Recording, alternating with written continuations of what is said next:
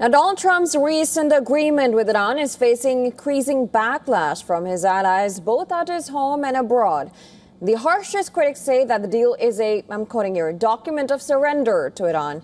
But U.S. President Donald Trump has dismissed these allegations, insisting instead that the agreement amounts to Iran's unconditional surrender. Well, Trump had posted a statement on Truth Social saying that it is Iran that met for talks out of desperation and not the U.S. His statement on Iran further said, and I'm quoting, "They are finished. We'll play out the 60 days. They get no money, not 10 cents. Now, Trump's statement is a response to what Iran's leader, Mossadegh Khamenei, said just a day ago about his memorandum of understanding.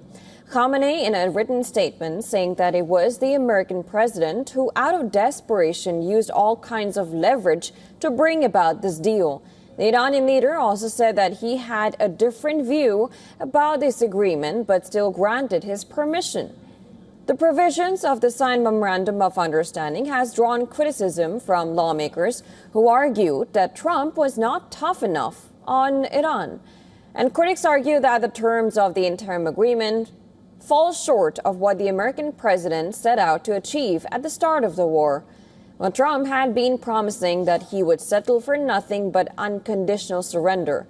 Even a year ago, it was his recurring motto. Listen to this. It's very simple, unconditional surrender. That means I've had it. Okay, I've had it, I give up, no more. Then we go blow up all the, all the nuclear stuff that's all over the place there.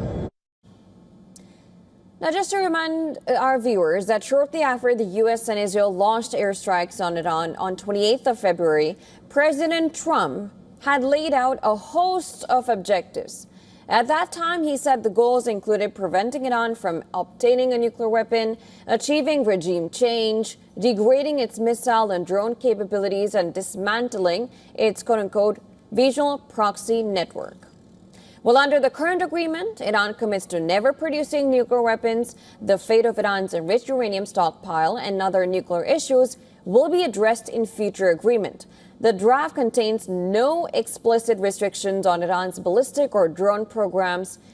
Now, Trump also stated on 2nd of March that Iran must stop arming and funding allied groups in Iraq, Lebanon, Gaza, and Yemen. However, the memorandum does not specifically mention those groups. Instead, it calls for an immediate and permanent end to conflict across all fronts, including Lebanon. Iran, on the other hand, will be getting its frozen assets back if it complies with the deal. The agreement also provides for a $300 billion investment fund to be used for reconstruction. These terms have prompted allegations that Trump was forced to settle on Iranian terms. Even the Wikipedia page on the Iran war now mentions that the conflict ended in an Iranian victory. Now, while Wikipedia is an open source platform that can be edited by members of the public, this highlights the prevailing perception over the conclusion of this war. On Thursday, Trump pushed back at the mounting criticism, saying that those who think he was soft on Tehran are either jealous, bad people, or stupid. In an interview with Axios, Trump admitted that he negotiated the agreement to prevent the conflict from triggering a global economic depression, but denied that he was humbled in any way by the 3-month war in Iran. Instead, he said that he believes there are no limits to his ability to exert power. Well, for the moment, the technical talks planned in Switzerland during the weekend have been postponed.